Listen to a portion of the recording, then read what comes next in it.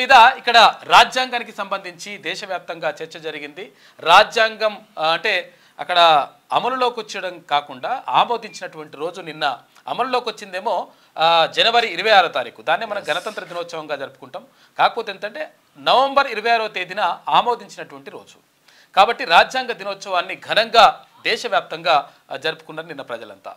ఇక ప్రధాని నరేంద్ర మోడీ అంటుండే నేను రాజ్యాంగబద్ధంగానే మెదులుతున్నా, అక్కడ జమ్మూ కాశ్మీర్లో రాజ్యాంగం అమలు చేసినాం అంటే అక్కడ ఉన్నటువంటి పరిస్థితులన్నింటినీ కూడా చక్కదిద్దినం, అటు అంటే అక్కడ కూడా రాజ్యాంగాన్ని అమలు చేసామనేటువంటి మాటను చెప్పిండు. ఎందుకంటే 370D ఉన్నప్పుడు అక్కడ రాజ్యాంగం అమలులో లేదు. అంటే భారతదేశానికి మొత్తానికి ఒక రాజ్యాంగం ఉంటే జమ్మూ కాశ్మీర్కు మరో రాజ్యాంగం ఉంటుందన్నమాట.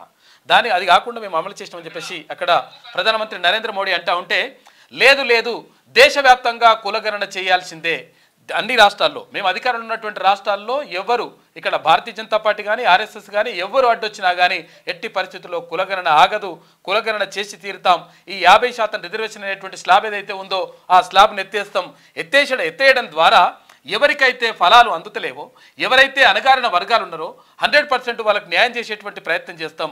కాబట్టి ఇక్కడ సంపద అంతా కూడా ఒక 1-2% ఉన్నటువంటి ప్రజల చేతుల్లో అంటే బాగా అగ్రవర్ణాల చేతుల్లో ఉండిపోయింది సంపద అంతా కూడా. కాబట్టి ఇది పేద ప్రజలకు చెందాలని చెప్పేసి అక్కడ కాంగ్రెస్ అగ్రనేత రాహుల్ గాంధీ చేసినటువంటి వ్యాఖ్యలు. ఇక మరోవైపు మూడు అంటే అంచెలుగా ఇదంతా కూడా అమలు చేసుకుంటూ వస్తూ ఉన్నాం. అంటే కాంగ్రెస్ పార్టీ దీనికి కట్టుబడి ఉంది. అంటే గతంలో ఫస్ట్ పంచవర్ష ప్రణాళికలు కానీ ఆ తర్వాత ఇక్కడ బీపీ మండల్ కమిషన్ కానీ అమలు చేసినటువంటి ఘనత ఇక్కడ కాంగ్రెస్ ప్రభుత్వానికి దక్కింది.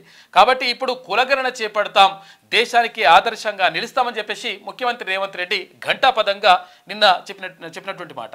మొత్తం మీద ఎట్టి పరిస్థితుల్లో కులగణన ఆగదు, కులగణన ద్వారా ఎవరికైతే అన్యాయం జరిగిందో, ఎవరైతే అణగారిన వర్గాలు ఉన్నారో, ఎవరైతే నిజంగా నిరాదరణ గురైనరో, ఎవరైతే బాధితులు ఉన్నారో వాళ్ళ పక్షాన 100% నిలబడతాం, 100% వారికి న్యాయం చేసేటువంటి విధంగా మేము చర్యలు తీసుకుంటాం. ఇది దేశానికి ఆదర్శంగా ఉంటుంది తెలంగాణ రాష్ట్రం అని చెప్పేసి క్లియర్గా ముఖ్యమంత్రి రేవంత్ రెడ్డి చెప్పేసి నిన్న.